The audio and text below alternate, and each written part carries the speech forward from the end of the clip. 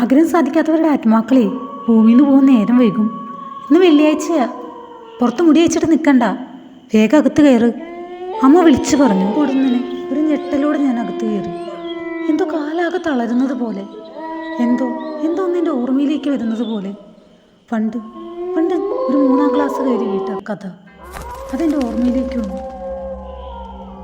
കിണറ്റിൽ ചാടി ആത്മഹത്യ ചെയ്ത സ്ത്രീയും അവരുടെ അടങ്ങാത്ത മുഖങ്ങളും. ഇത് അവരുടെ കഥയാണ്, അല്ലെങ്കിൽ നിങ്ങളറിയാത്തൊരു നാടിൻ്റെ കഥയാണ്. നന്നായി പഠിച്ചിരുന്നൊരു പെൺകുട്ടി ഒരുപാട് പണം പഠനത്തിനായി ചിലവഴിക്കാൻ കഴിയാതെ വന്നപ്പോൾ വീട്ടുകാരുടെ ഭാരമാകാതിരിക്കാൻ സ്വയം ജീവനൊടുക്കിയവൾ. അവൾ ഓരോ രാത്രിയിലും ആ നാടിൻ്റെ ഇടവഴികളിലൂടെ അലഞ്ഞു നടക്കുന്നു, ഒച്ച വയ്ക്കുന്നു, അലറുന്നു, കരയുന്നു, എന്തോ ആരോടോ പറയാനുള്ളത് പോലെ. ഇത് ഞാൻ ഒരു 3-ാം ക്ലാസ്സിൽ പഠിക്കുമ്പോൾ കേട്ട കഥയാണ്. അവൾ ഈ വഴികളിലൂടെ നടക്കുന്നത് കാണാൻ പല രാത്രികളിലും ഞാൻ ഉറക്കമുണർന്നിരുന്നു. അവൾക്ക് എന്തു പറ്റിയെന്ന് ചിന്തിച്ചു കൊണ്ടിരുന്നു.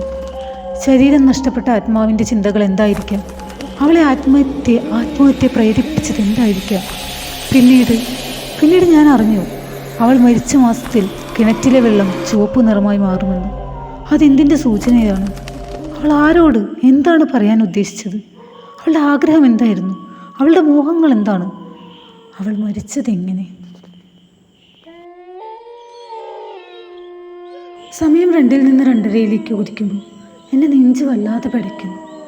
തുറന്നിട്ട ജനാലയിൽ നിന്ന് എനിക്ക് വെളിച്ചമായി മിന്നലും കൂട്ടായി ഇടിയും വെട്ടിക്കൊണ്ടിരിക്കുന്നു. മഴ പെയ്തു തോരുന്നു. ആർക്കോ എന്തോ പറയാനുള്ളത് പോലെ. അവരുടെ മരണത്തിന് മറ്റെന്തെങ്കിലും കാരണങ്ങൾ ഉണ്ടായിരിക്കുമോ?